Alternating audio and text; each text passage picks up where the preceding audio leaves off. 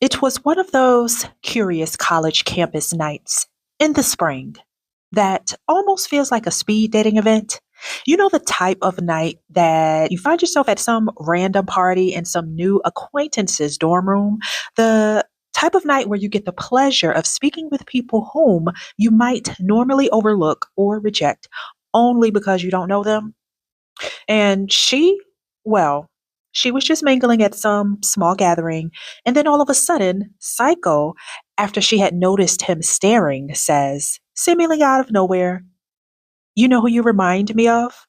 She, expecting negativity, reluctantly says, "Who?" Psycho says, "Nelly Furtado." She, looking puzzled, says, "Why?" Psycho then says, "Because I think you're dope," and then pauses. She, still puzzled and very uncomfortable, just kind of gives a low, "Oh."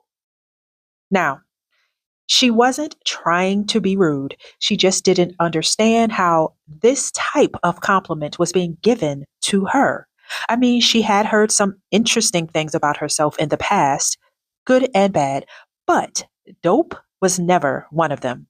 So she immediately knew that this meant Psycho from a distance had been watching. But what exactly did he see? And she didn't know how he got the name Psycho, and she didn't want to be rude and ask him, but that's what he was referred to all over campus. Nevertheless, even with him being friendly, being in his presence was still a little startling. So the conversation ended kind of awkwardly, her with some new information about how she may be perceived by others. Psycho attempting to make a new friend or perhaps just get his feelings off his chest, not knowing that his words were something she'd have to later process. And that she did. But it wasn't until the following September, after they'd come back to campus from summer break.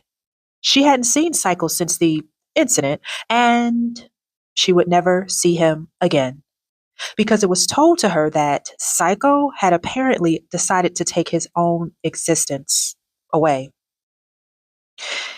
She couldn't really be sad because she never got to know him.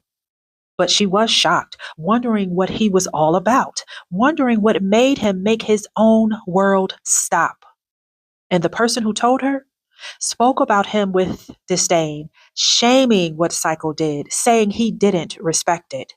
But all she wondered was about his hidden pain. And years later, to this day, every time she sees Nelly Furtado or hears one of her songs playing, she remembers Psycho and still wonders what he meant, wonders what was his real name, wonders why he didn't feel seen, wishes she could go back 23 years just to say, "Hey, you, thanks. Thanks for making me feel seen when I didn't even know I needed it." Wishing she could go back and offer him the same.